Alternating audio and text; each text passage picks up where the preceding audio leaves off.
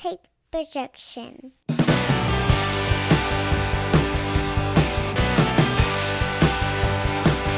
It's Friday morning, and you know what that means. It's time for another episode of the Alabama Slam podcast. I'm your host, Corey Hanna. What's going on, guys? It's Patrick Akers. We are back in the same building again after a Christmas vacation, and we are ready to talk some wrestling for this week. Lots of good wrestling the last week. Got a lot.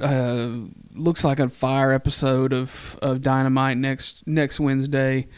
And then it's just going to keep building because we got some pay-per-views around the corner. There's already talk about Cody Rhodes will not be a surprise entrant in the Rumble. They're going to bring him back in another way. So a lot of stuff that's out there. But let's get into SmackDown talk from last week. I wanted to jump into the Uncle Howdy thing. Got a little better view of him last week when he came down in the ring, and there's a lot of speculation that it's his brother. It's Bray Wyatt's brother because of the earring that he's wearing. It's the same one, and et cetera, et cetera. So that's looking like that's the direction of where that character is headed. I don't care. I think I'm out. They're just dragging it too long. I mean, it was the return. Like we talked about this last week. The return of Bray Wyatt was fucking special and extra awesome, and it was great for a week or two, and then it's gone to, and he's not even gonna have a match until the Rumble. And it's a pitch black match. We don't even know what that is. Yeah, they're just gonna wrestle in darkness. I guess so. I want to like this. I'm not trying to be a hater because there's elements of it that's cool, right? But I honestly don't. If there's one good thing that's come out of it, I haven't seen a lot of LA Knight before this. Right. LA Knight's a stud, so it's cool, and it's cool that he's in a high-profile position like this. Whatever. I just don't care about everything else that's going on around it. Bray Wyatt, awesome theme song. His entrance, badass. Yeah. And then that's where I just stopped caring because the rest of it just kind of drags on. And yeah. I mean, as soon as we saw Uncle Howdy and he came out, I was like, oh, he's going to hit Bray with Sister Abigail. Yeah. And I mean, it's not that it's like you can put these pieces together about what they're going to do, right? And it probably is Bray Wyatt's brother. It's probably Bo. You know, he's still tormenting Alexa Bliss through these little cryptic messages or whatever. Security guards didn't know.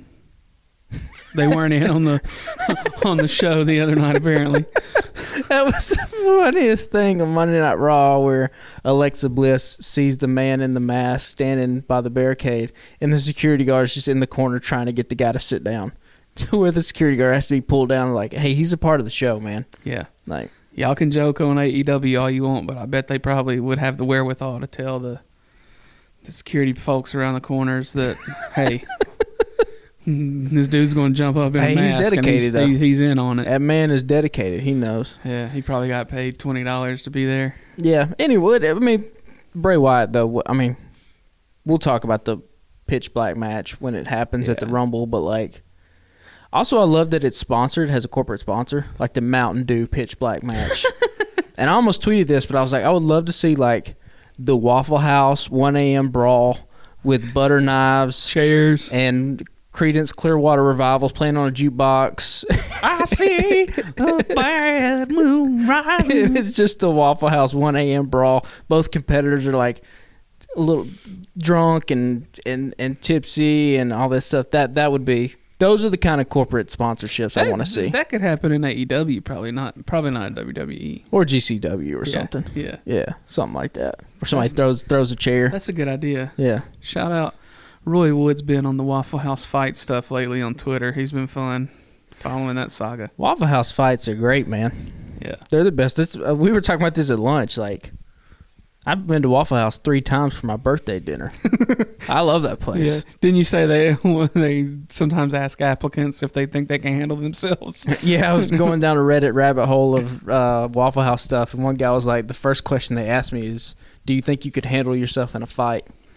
Which is just a perfect. I mean, that doesn't tell you everything you need to know about Waffle House. You got to have a little bit of scrap in you. A little excitement, yeah. Well, let's move on from that because we don't want to beat that dead horse. But I do want to talk about Charlotte Flair coming back.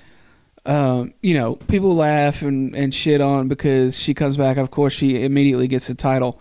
But that's fine because it ain't on Ronda Rousey anymore. Yeah. I'm good with it. I tweeted out that Becky returns at SummerSlam, squashes Bianca. The whole fan base goes up in flames. Charlotte comes back beats Ronda Rousey. Everybody's like, oh, thank God this happened. The Ronda reign was just awful. I mean, there's no two ways about it. It wasn't good. People are always like, oh, they put the belt on her all the time. She still looks like a fucking $1,000,000. She's still a superstar in that division. Yeah. They put the belt on her all the time because she's worthy of putting the belt on. Yeah. Ronda was just, the matches weren't good. The promos weren't convincing. People hated her. Yeah. And not in a good heat kind of way. Yeah, and it's not like, it's not like a Brock Lesnar type thing or something like that, I don't think, because she's there wrestling all the time. And like when she was in UFC, we saw her get knocked out. Yeah, so she's not the baddest woman on the planet. She had a bunch of losses there at the very end. She was for a moment. Sure. Now, there is no denying that for a couple of years there, she was the biggest female sports star in the world and one of the most influential. Yeah, but that doesn't mean you can come in and carry a company like WWE. Exactly. Or you make good television. Like we talk about it all the time. It's not sports, right? It's theater. You need a different skill set. Sports entertainment. That's a word. Yeah. And she's not very entertaining. No, I wanted to like her when I started watching wrestling, but there was nothing about her that I could find fun or hateable in a good way. There's nothing there to me. She just didn't have it. Yeah. In the same way that I really hated Britt Baker initially, and I've come around on her quite a bit. But yeah, just nothing there. I was happy to see it. I got a little pop because I had no idea. Because you get a little hint that somebody's coming back, and I had no idea. I'm sitting there watching SmackDown. I was like, oh shit! And usually I kind of know when to be on the lookout for somebody. Yeah. Had no fucking clue that was happening, so that was fun. Yep, she came waltzing back in. The fans went crazy, and then when the match happened and she won, she got just an equally as crazy pop for her win. Yeah. Now the big question will be, where does she go from here? Do they keep a Charlotte and Ronda feud going for a few months? They're here at the time where people's WrestleMania opponents need to start kind of at least coming into fruition at some point, or at least where you can see it, right? Damn, I got to Photoshop my head on somebody's body pointing. Keep forgetting about that. Well, let's talk about one other match from that night, unless you got something else. I want to talk about Cena and Kevin Owens versus Roman Reigns and Sammy.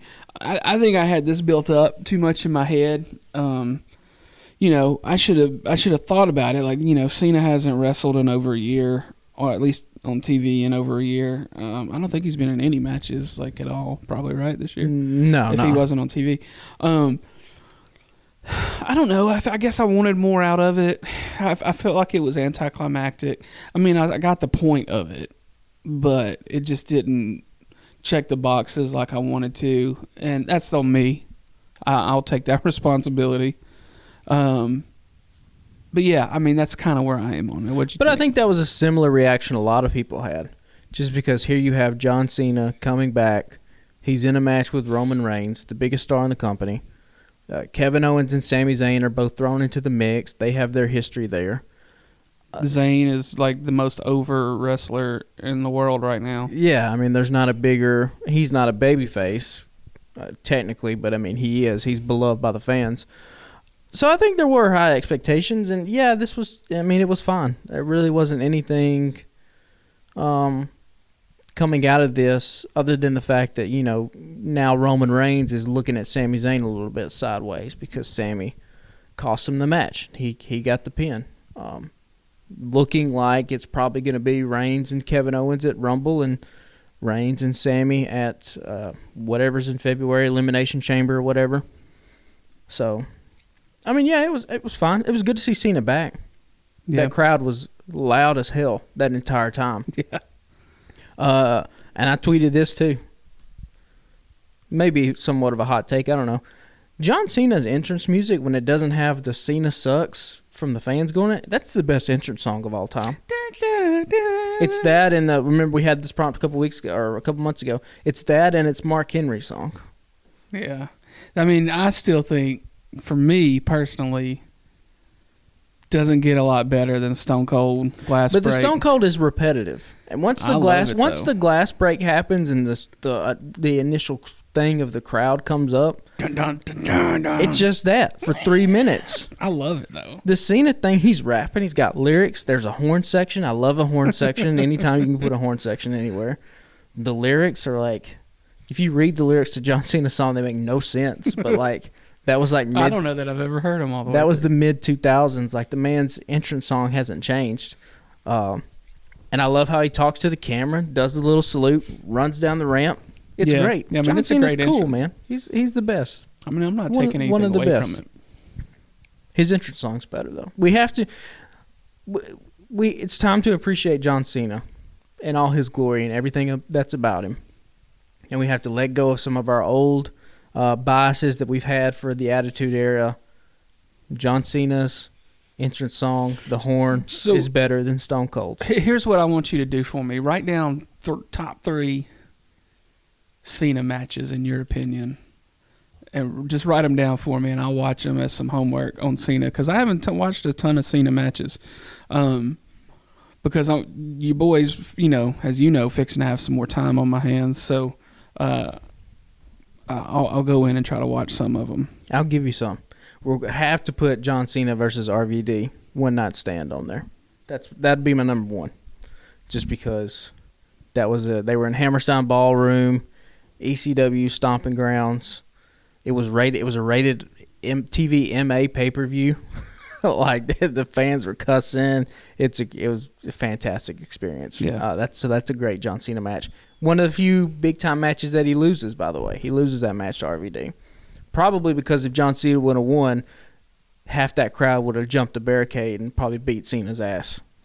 It was that kind of crowd. So he's got some good ones. Yeah, we'll do a write it down. We'll probably tweet some out too once I get the list. Gotcha.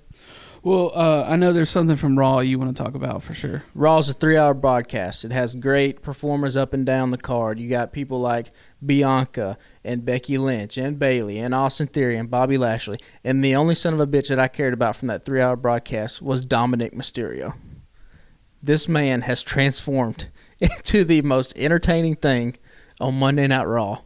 When he turned around and revealed that little shitty-looking teardrop tattoo and an all-white background looking like he's out of a damn Backstreet Boys music video from like the year 2000, and gives his little, I don't even know how long it was, a minute, 45-second promo about how prison changes you. Great shit. I had a smile on my face the whole time. Which is funny because, you're not, like, quote-unquote, you're not in prison for that. You're just in jail for whatever. Oh, he's in county jail. Yeah, county jail. Thrown to prison. And he spent, if you do the breakdown of the tweets, he spent, 12 hours in there? 16 hours? I love, the fact that you were talking about the tattoo. I miss SmackDown again. I always miss SmackDown. I'm not going to lie. I saw the clip of him being put in the police car. He's like, "Mommy," he's like, I'm not cut out for jail." Yeah, whoever is taking the lead charge of molding his character and turning it into what it's become. Yeah, great job. They deserve a pay raise. Yeah. He is fantastic.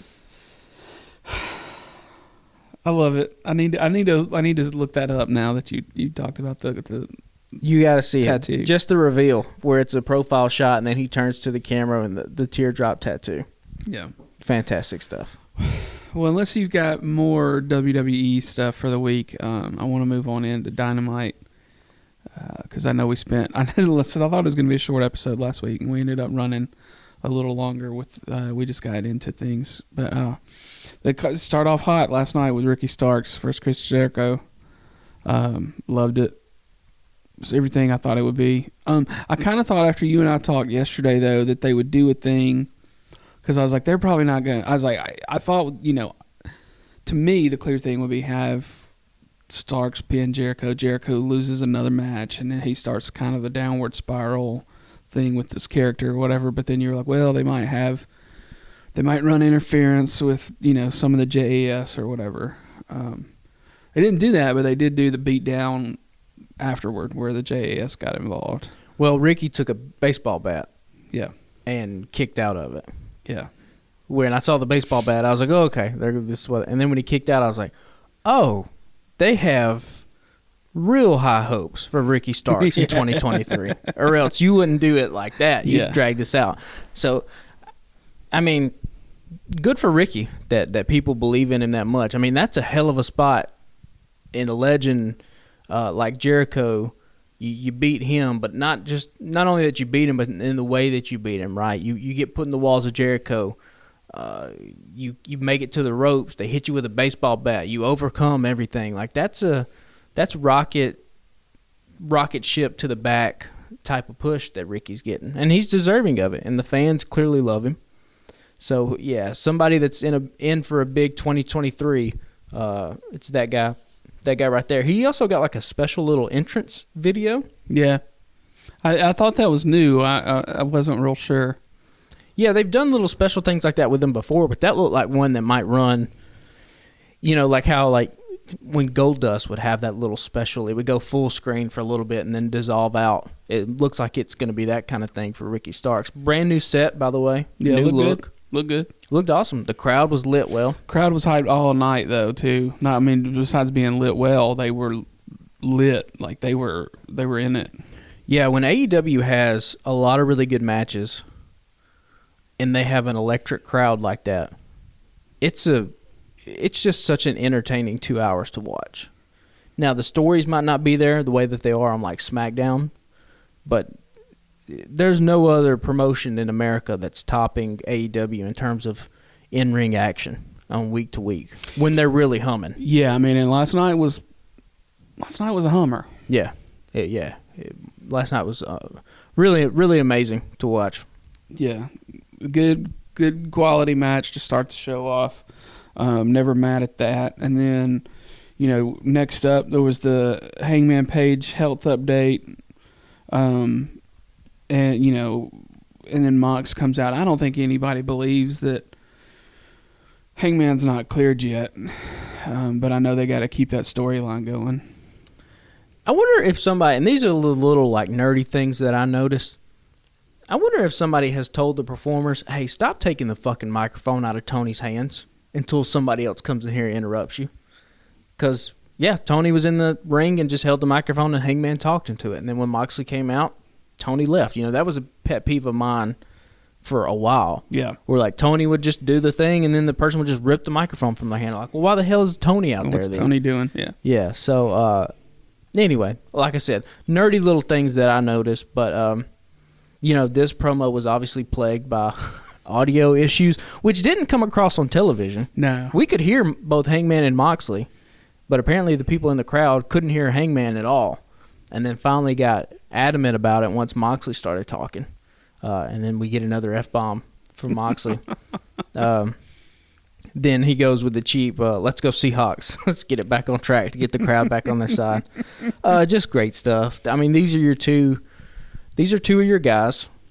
The match next week should be, the match that we kind of got robbed of a couple months back.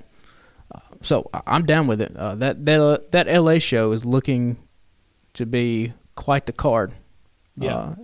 Especially, and we'll skip around here a little bit, especially if it's not Toni Storm that is the mystery opponent, but is indeed, in fact, Mrs. Mercedes Moné, who just debuted. So my note that I have to get around to that for later, we'll get to it now, just says nobody believes that Toni Storm is the mystery partner. Because why would you be like, oh, she's going to have a mystery partner, and then just be like, oh, it's Toni Storm. No, we're not. So, yeah, there's so many hints. So in Britt and Jamie's promo, Britt referenced, she said, I'm the boss, which is straight up Sasha Banks, WWE legit boss. Then we have the fact that Mercedes Moné just recently debuted in New Japan at the Wrestle Kingdom show, but is actually not going to wrestle until February, and that match in February is actually over here in the United States. Okay, well, if she's going to be in the United States in February, she's probably going to be in the U.S. on January 14th, next Wednesday. And you just wouldn't – I think they want to tip their hand but not tip it all the way, right? Because they're trying to pop a rating, so they want that surprise, but also at the same time – or they're trying to pop a rating, so they want you to kind of know beforehand, like, oh, Mercedes Sasha Banks is going to be there. But they want to tease it out a little bit, right? You don't want to just put her face. You don't want to have her debut on a graphic, right? Which that's a thing that we've talked about before. It could be people doing that. I mean, they could do the thing where Toni Storm is the partner for next week, but then something happens, and then Mercedes comes out and tries to save the day or something. So could they do a thing where, Hikaru Shida, also an AEW original, she's in that promo package yesterday with two women who came from the other company. Mm-hmm. Could you do a thing, and Shida obviously looked disrespected that she wasn't picked because Saraya said, oh, one of the best women's wrestlers in the world, Toni Storm. Could you do a thing where Shida maybe beats down Toni Storm and joins forces with Britt and Jamie? And so you have the AEW original women's crew, and you have the invading ex-WWE crew with Saraya, Toni Storm, and Mercedes Moné. That is a potential you could do. That's pretty good. Because Jamie's already technically a babyface. I mean, she still acts like a heel, but she gets chanted everywhere she goes. Yeah. Hikaru Shida is a babyface. Yeah, and I mean, underrated. Especially lately. At some point, too, you're going to have to do a thing. You have so many WWE guys. I think you have to acknowledge and have a full-fledged story centered around the fact that we've been here the whole time since day one, and we did all this work, and then you people come in and take all the shine from us. Britt even mentioned that a lot in her promo last night. So let's have a story based around that. Let's make it explicit. Yeah. You might be onto something. And I ain't mad at it. That could be that could be its own. I mean, what we call mini pay-per-views throughout the year, like Winter is Coming, Fighter Fest, or whatever, something like that. You could have a whole fucking mini show, like mini pay-per-view. And with those, 6 women involved, those are your 6 top women in that division. Mm-hmm. That's a hell of a story. You could do that. Yeah. Yeah, that'd be cool. It'd be kind of funny, though, because you kind of look at Mox like an AEW original almost, because he came in not long after it started, but technically he's a... Yeah, the difference is his character feels so different in AEW than what it did in WWE. Yeah. That he doesn't have anything... Jericho the same way. Like, they I don't know, they just fit AEW in a way that... It's different. Yeah, and we talked about Miro a couple weeks ago. The way that, Miro, I don't think ever felt like he was a true AEW talent. And maybe Mercedes Moné and Saraya are not gonna feel that way too. Something similar to Miro, and Toni Storm too, for that matter. So maybe you do some kind of story like that. Yeah. Next up was pretty interesting. Jeff Jarrett and Jay Lethal versus the Acclaimed. When it quote unquote ended, I went, God damn, this is some bullshit. This is so stupid. And then what you pointed out last night, because Aubrey got a little chance to shine because they were in Seattle. I didn't realize she was from Seattle. Yeah. But she got to be like, oh, no, this wasn't, his hand or handles on the rope or whatever. And we got to continue this match. And I was like, oh, okay, great. Because I was like, well, they're not gonna reverse this. And then she came running down. I was like, oh, yeah, maybe something could change. But yeah, at first I was like, this is some bullshit. I was like, we got to watch Jeff Jarrett be a tag team champion for a little while. Jeff Jarrett, to his credit, though, has been absolutely money. Since he's been in AEW. You're right. And we always talk about this stuff before we get on the show. We talk about this stuff nonstop. But I got to admit too, he's been entertaining as hell, and his ring gear looked fucking great last night. He has to be in his mid-50s. Yeah, he's still in great fucking shape. Absolutely phenomenal shape. And still really good with a fucking mic. I don't know what more you could ask for. I was just like, why do we have to keep bringing in the old heads can he just be more of a backstage guy? But he's been a good performer. I ain't even mad at it. But I don't think we needed to put the belt on him, and so I was happy that they reversed it. But yeah, AEW doesn't do a lot of these finishes like this. So whenever you can pull off a little dusty finish, and especially, like you said, people don't want to see Jeff Jarrett and Jay Lethal be the tag team champions, especially over a team like the Acclaimed, who still every single week get some of the biggest pops every time that music hits. And they're also great in the ring too. So yeah, this was a fantastic match. I loved the false finish, and then I loved the fact that the way the Acclaimed won was basically doing the same exact thing, right? They can't. Caster flips over Bowens on the side there. They roll up 1, 2, 3. It looks like we're going to get this match again. Did it say that they're going to be a battle of the belts? I think no holds barred. That's what came up. Yeah. That's what came up a little bit later. So that one will be Friday night with Orange Cassidy versus Kip Sabian, and then was it Jade Cargill and somebody? Yeah, I don't know what's going on with the Cargill stuff. But yeah, I think her belt's also being defended as well. But yeah, I think so. They'll run that back when this airs tomorrow night. We got a cool little snippet you sent me too. Dax Harwood on his podcast talking about how their match with the Acclaimed, it was their idea not to win. Yeah, so that put a lot of things into perspective for me, because I've always been this whole year I've been like, why are they not putting the goddamn belts on FTR, the AEW belts, right? Yeah. And as we've seen the last couple of weeks, they started taking, like, they took off the AAA belt. You said they lost the IWGP at Wrestle Kingdom the other night. They lost Ring of Honor, so now they're beltless, but it was FTR's idea to put the Acclaimed over, because he felt like they lost the opportunity over the summer when they were at their height, or at their most popular, probably, right? Yeah. Their most over. And I thought that was interesting. Yeah, and it gave the Acclaimed a big win over a real big tag team. And I think, too, it shows, especially for guys like Dax, and I think this is especially true for a guy like Danielson, who we'll talk about coming up later, these guys are on the back nine of their career. And I think now what their main focus is just putting on good stories and putting on good matches. Fans have kind of asked, like, oh, Danielson's been with his company now for so long. Why has he not been the world champion yet? And I honestly genuinely believe it's because he just doesn't want to. I think he just wants to go out there and wrestle people he wants to wrestle. What does it serve him at this point? In the same way, like I asked, like, why did, what?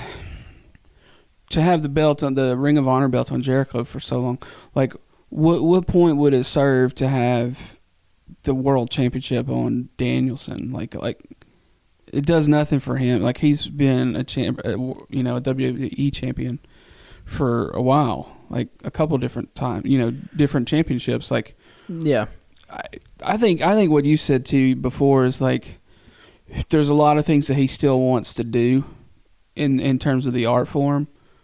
And he can just go out there and prove. He doesn't have to have the belt to prove that he's the best in the fucking world at this stuff. Yeah, I think there are people in pro wrestling that are driven by ego and money and accolades. And I think there are people in pro wrestling that are driven by artistry. And I think Dax and Danielson fall on the artistic side of that spectrum, which is, probably why we're about to see Danielson wrestle every single week from now till middle of February, and his first match is against one of our favorites in Takeshita. Yeah, I mean, bring that shit on. And it's probably for no other reason other than he went to Tony and was like, hey, I want to wrestle Takeshita on Dynamite. Like, this is what I want to do. Like, yeah, I want to do a fucking Iron Man match, hour long with MJF at the pay-per-view. If this is what we're going to do and you're going to put me in this program, let me do an hour. Which is just a great, like, I love it. I love the fact that he's done that. Yeah, I mean, because the whole Tony Nese match last night was, I mean, it was a Danielson showcase was what it was, right? Yeah. And then, of course, you got MJF coming out, and just the two of them going at it for, I mean, what felt like 10 minutes was great. Yeah. They went at it for a while, like on the mic. And I've seen people complain like, "Oh, MJF is doing all this low hanging fruit stuff, shtick," and it's like, yeah, but he has to, because he's so beloved by the fans. If he doesn't do this stuff, where it's like talking about your mom and talking about the city and stuff, like he's trying to be annoying on purpose to the fans, like the hardcore fans. That's why he damn references fucking Disco Inferno and Eric Bischoff and Jim Cornette with just a shit-eating grin, because like those are some of the most hated guys to the AEW fan base. So you have, and then I saw a little thing like before the show, he cut a backstage promo that they aired while people were coming in. And he was like, "This city's full of losers. You guys always choke. Let me show you an example." And they just rolled fucking footage from the Super Bowl where Russell Wilson threw the interception on the 1 yard line. So, like, he just has to do this kind of stuff. And, you know, Danielson and him had such good chemistry on the mic with each other. You know, and I'm usually not one for, like, juvenile type of jokes, right? I thought the mom stuff was pretty damn funny. Yeah. You know, it can't be super serious all the time. Right. And then I love, like, at the end, Danielson being the one that's just like, "Hey, I'll jump through your hoops, but you're going to give me something, and you're going to do an Iron Man match." And I think it's because you're not the best pro wrestler in the world. And I love that he referenced such, like, nerdy stuff, like, your footwork's not great, you don't have good cardio. Just, you know, the nerdiest of shit that you can talk about when you're talking about why someone is a great wrestler. Yeah. Like footwork.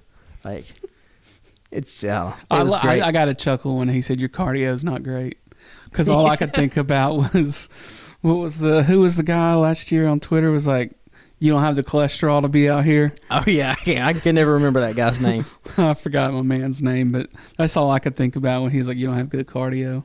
Yeah. I got a little chuckle. I mean, I'm excited about that.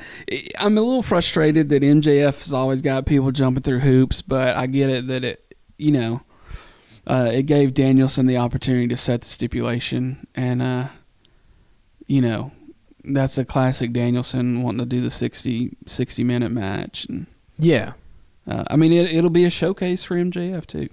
Yeah, I expect these two dudes to tear it down, and also it probably is a little bit of an opportunity for MJF, not talking about the character, but the man behind the character, to kind of prove some of these people wrong who think that he's only good on the microphone and can't do anything else. Like, you get 60 minutes in there with the greatest in-ring competitor of all time, like you're gonna prove a lot of people either wrong or right. Can we please start this pay-per-view at 5 o'clock, though? They're going to start this motherfucker at 7, and it's going to be a 7-hour pay-per-view.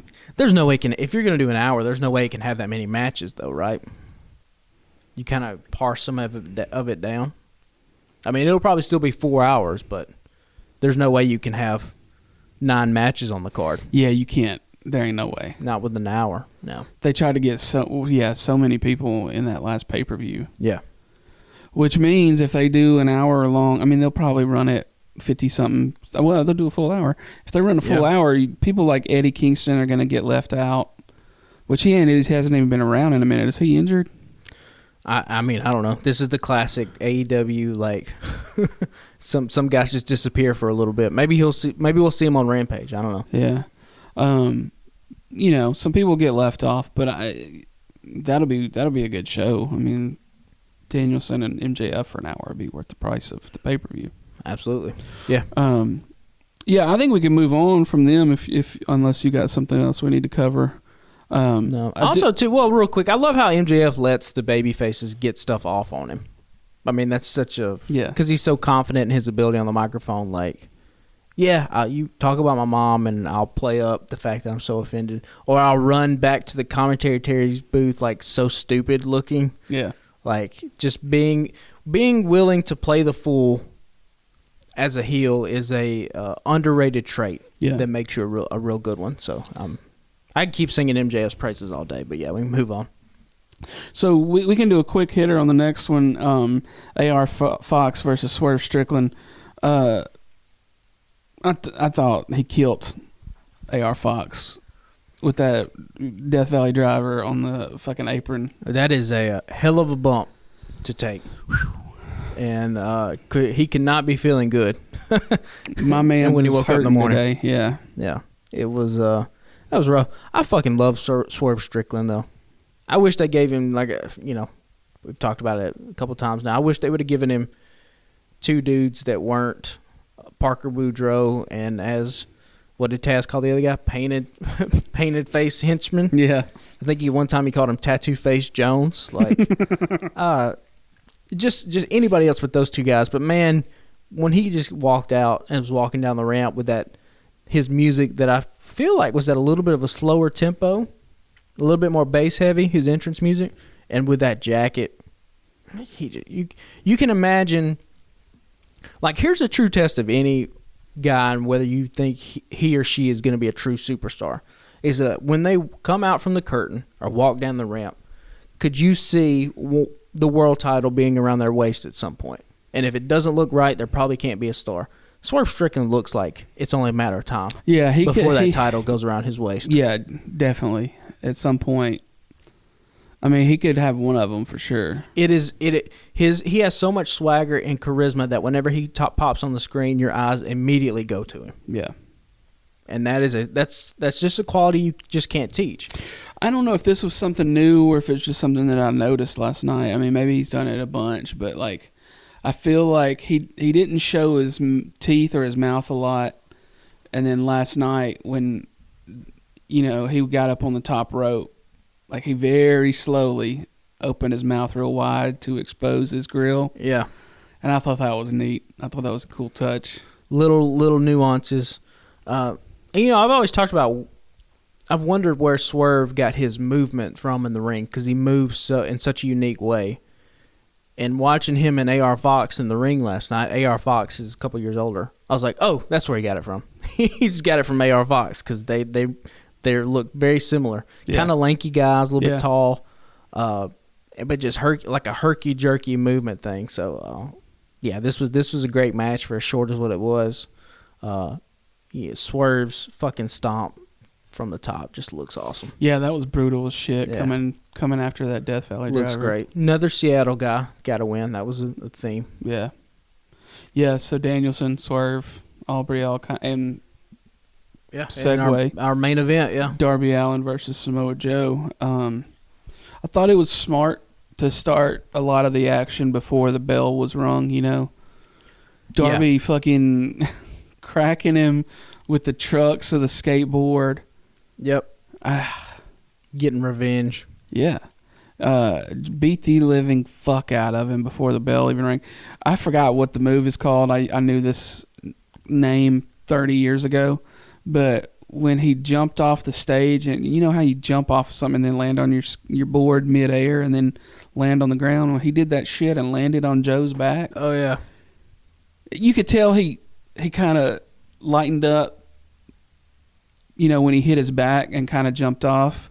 But that still probably couldn't have felt great. In the ladder spot, and then Darby taking the bump, the spine buster onto the stairs. I had to set with the points.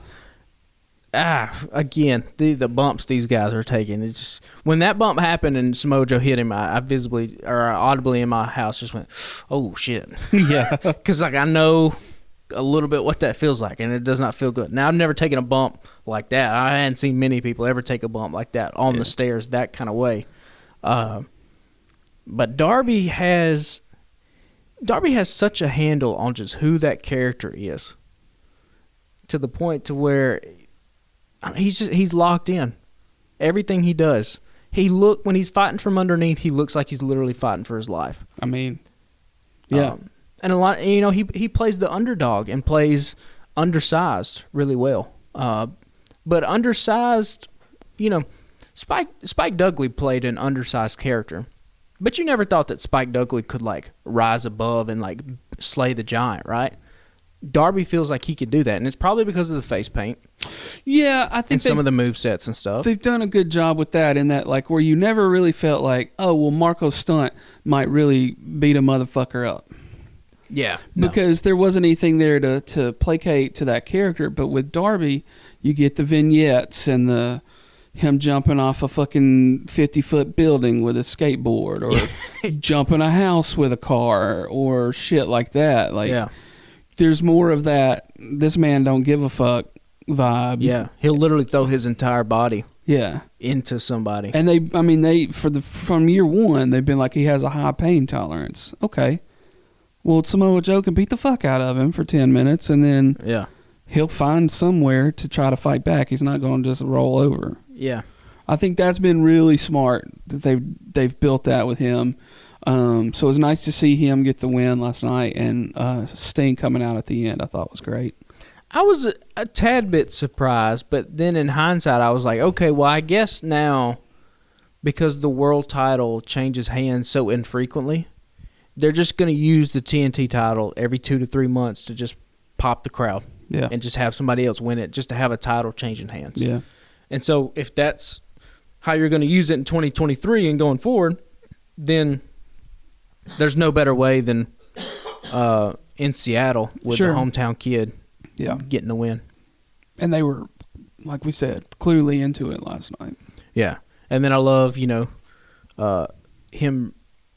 the emotional attachment he has with Nick Wayne, the kid, 17-year-old kid who... Trainer's son. If you've never seen any of Nick Wayne's matches, I mean, when they said wrestling prodigy on the graphic, I mean, that's true. This kid's going to be... He reminds me a little bit of like a Will Ospreay. Oh, really? Yeah. He said he's like 17. He's 17. He got to fucking graduate high school. Futures contract. Yeah, they'll put him in AEW. So he's already out there. Yeah, he's had a bunch of matches already. Like, he's part of GCW. He might fucking be here in Huntsville. I don't know. On the 21st. But yeah, the kid's got all the talent in the world. And then love Sting coming out too. It's going to be a sad day whenever Sting's not in AEW anymore. Yeah. But that could be such an emotionally satisfying story whenever Sting finally does retire and hangs it up for good. Because that'll, it'll have something to do with Darby, I'm sure. And I don't know I would be curious to know what their relationship is like actually behind the scenes. It's got to be pretty good. It has to. I mean, it feels like it's, look, I know it's all a work, but like it feels like they've got it feels genuine. It feels like they actually do like each other. Yeah. And like it feels like a father-son relationship. Yeah. Which is really cool to see. Yeah. Yeah, I was happy about that last night. I kind of, I was like, well, I didn't realize. Well, I did realize it right before the match happened, but like I kind of thought they'd put it on Darby, and then when they were like, yeah, he's from the Pacific Northwest, I knew that, but I'd forgotten. I was like, oh, okay, well, they'll put it on him. And then he comes out and starts whipping his ass before the bell, and I was like, okay, yeah, here we go. Yeah. And it was fun. It was fun to watch. So unlike Vince McMahon's edict, where like if it was your hometown, you would just always lose. He just loved that for some reason. AEW is like the exact opposite. If it's in your hometown, you're probably going to win. Thunder Rosa, she wins the women's title in her hometown. Darby wins it in his. These when you go to, and it makes the more sense, right? If you can have that reaction. Eddie Kingston won it, when they were in Brooklyn for Grand Slam and stuff like that. Yeah. So Punk wins in Chicago. Yeah, bring back Eddie. I don't all know that kind what's of stuff. happening here. Yeah, I don't know. There's a lot of, it kind of sucks because there's only so much time. You got 2 hours, basically, because the Friday show doesn't really matter. Yeah, but you could put him on Fridays. Yeah, but Eddie's thing is not that. Friday, I think, should only be used for matches. Me personally. True. I would just book 3 really good matches, and that would be it. And I would do barely any promos on Friday. Eddie's a promo guy. It's not the matches that's going to get you going. It's going to be what he says on the microphone. But yeah, I mean, he's lost in Lala's land at this point. Yeah. I mean, there's stories, I guess. You can always find some way to work him into something. Yeah. Well, man, we're a little short this week. We went kind of burned through some stuff, but I think that's it. We're still excited about the upcoming GCW versus New South here in Huntsville. Well, the GCW weeks? Versus New South is in Florence the next day, the Sunday. Right. I thought they were doing this both Saturday. So GCW will be here in town on that Saturday. That's the one we're going to. But then the actual GCW versus New South event is in Florence. Yeah, you're right. Now, there's some New South guys that have been announced. Adam Priest and a couple of Cabana Man Dan. I think have been announced for the Saturday show. So they'll pull some locals from that way too. Gotcha. Yeah. Well, yeah, we're excited about that. I think we're going to go to the Huntsville show. And it looks like New South has already announced a show for Florence. In February. It sounds like they run about every month. Yeah, from what we can gather. Yeah, Singing River over there, which are probably the closest location for us, I would guess, right? Unless something pops off in Decatur or Furniture Factory. They do Furniture Factory. Every once in a while. Yeah, it's been a few months. Probably because it's cold as shit right now. They don't. Yeah. Well, I say today was like almost 60 degrees, but yeah, still. So yeah, that'll be fun. We're excited about that, and yeah, I mean, I think not Dynamite. I think Rampage will probably be pretty fun, and then Battle of the Belts should be pretty good. I think they're both live. Yeah. Both 2 hours. So again, friendly reminder: set your DVR because it will not record Battle of the Belts. I'm glad you said that. Yes. If you can't watch it live, I mean, I'll probably roll right into it though, because I'll sit down at 7 tomorrow night and watch, or at least look at most of SmackDown, and then sit down and watch Rampage. And then I mean, next Wednesday's I think it's going to be a humdinger. So we get Game 7 of Death Triangle and the Elite. I'll ask you this: since we're a little bit short here, is there any way that Death Triangle wins that match? Man, I would say, or is it a foregone conclusion that the Elite are going to win? I would say the Elite's going to win, but I mean, I don't know. I mean, you'd have to imagine if the Elite win, the lights have to immediately go dark, right? House of Black has to emerge. Yeah, I mean, that's the... Or fucking Cult of Personality starts playing. Buddy. Yeah, to me... I would lose my fucking mind if Cult of Personality starts playing next on Wednesday. A Wednesday, because if he comes back, it'll probably be a pay-per-view. But but this is a big show, though. And here's the thing with AEW. Listen, he teased it 2 days ago. Right. That his merch sales were top 3 in the company. And like we talked about before, AEW is not in the position where they can hold a lot of stuff off till pay-per-views. You are in the audience acquisition phase. Mm-hmm. And so whenever you go to these new markets, you have to make it so big that if you're in that market, if you're in Los Angeles and you missed next Wednesday's show, it has to be so good where you go, oh, fuck, if they come back in, I got to go. Who knows what the hell they're going to do. Yeah. So, that's probably a long shot. Yeah, probably not going to happen. But I think the obvious would be the Elite win, lights go out, House of Black wreck shit, right? And then you start that feud. It would be wild as fuck if you hear... Or could we see a Will Ospreay in the United Kingdom? Will Ospreay and Kenny Omega, by all accounts, just had what some might be calling the greatest match of all time at Wrestle Kingdom. I haven't seen it yet. I haven't seen the whole thing. I've seen clips on TikTok, and son, we thought Orange Cassidy and Ospreay tore it down. Yeah. I saw, so I haven't seen any clips. I want to watch the whole match. I saw Will Ospreay's promo at the press conference. I'll just say that I don't care what it takes. When his contract comes up for New Japan, I'm calling him up and I'm writing him a blank check. Yeah. And I would not care if my signing of Will Ospreay would damage my relationship with New Japan. I think he's worth it. Yeah, man. I think he's worth it. He is... He's so fucking good. I don't know other way to put it. Like, we talk about generational talents because MJF, like, that's Will Ospreay too. Ospreay is that. Yeah, he's a younger Kenny Omega.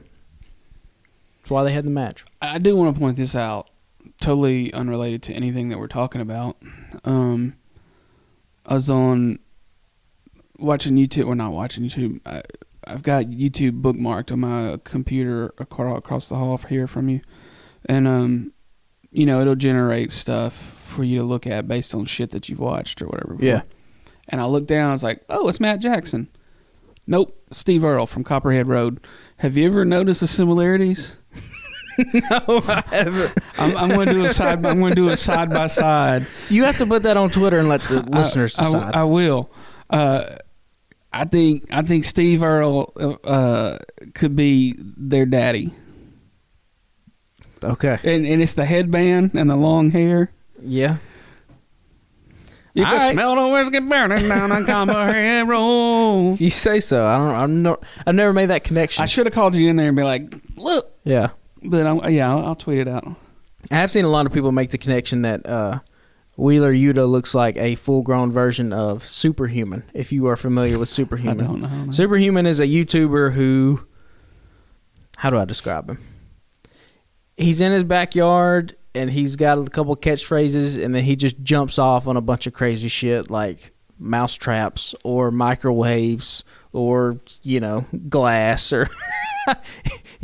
So there has to be some listener out there that's laughing right now because they know exactly who I'm talking about. But yeah, he says, "What's up, juggalos and juggalettes?" It's Superhuman. So we'll have to throw a side by side of those two guys too and see if listeners. It's funny I said Matt Jackson, also Nick Jackson, because I honestly still don't know which one is which, and I've been watching AEW for 4 years now. He could be the father of the Young Bucks. He might be. Maybe Copperhead Road will be their next "Carry On My Wayward Son." I can't. Maybe that'll be the next song. I hear a fucking bagpipes, and then the mandolin kicks in. What if every time the Elite just win the Trios Championships, they pick a new song? Well, my name's John I don't know if that one. I don't know if Copperhead Road would have the same kick as "Carry On My Wayward Son." You have to have a special ingredient to an entrance song, right? Here's what you do. You cut out the first minute 50 or whatever of Copperhead Road. And then you just start it up from the dun dun dun dun dun dun dun dun dun dun dun dun dun dun dun dun dun dun. That's where you enter right there. You got that lights. Bam, bam, bam, bam, bam. Yeah. Bam, bam, bam, bam, bam. You can do that. There you go. You pitch that to Tony Khan. Maybe he'll use that. I don't know why nobody hollers at us, because I had an idea. Speaking of TV stuff, we can end with this. If you don't follow us on Facebook, go find us on Facebook. Look up Alabama Slam Podcast, because we'll probably post it on Instagram maybe sometime next week. But Patrick here was on a show that we both work on local TV here in Huntsville called Tennessee Valley Living. And he was talking about his early days in wrestling and the podcast and stuff, because WWE is doing a house show here on Sunday. So go look that up. There's some clips of Patrick when he was a wrestler, a.k.a. Mr. Ego.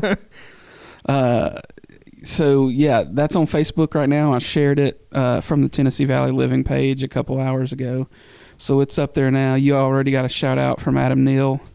Yeah. He's like, hey, there I am, because he was your in those manager. clips, yeah. And that show's really scraping the bottom of the barrel to have me on there as a guest. Well, I mean, it made sense. It's a dry January in more ways than one for that show. Yeah, go look that up, and we might can try to get it on Instagram in a few days, but it's definitely on Facebook. And follow us there, and then follow us on Instagram and Twitter if you don't already, at Alabama Slam Pod. We always like to plug the AlabamaTake.com. It's our network of podcasters. We got 4 or 5 podcasts running over there with friends, and my wife has a podcast about books. I do a podcast with some friends called We Are a Star War, where we just talk about Star Wars. And then Blaine Duncan and some folks have a pop culture podcast called Taking It Down, and then TD Wood and a buddy of his have a sports show called Taking on Sports, and a bunch of writers writing about pop culture stuff over there on a weekly basis. Give the Alabama Take a follow on all socials, and once again, we forgot the prompt of the week. Georgia TCU, who you got Monday? Georgia, all the way. How much? By how much? I think we said yesterday 14, but I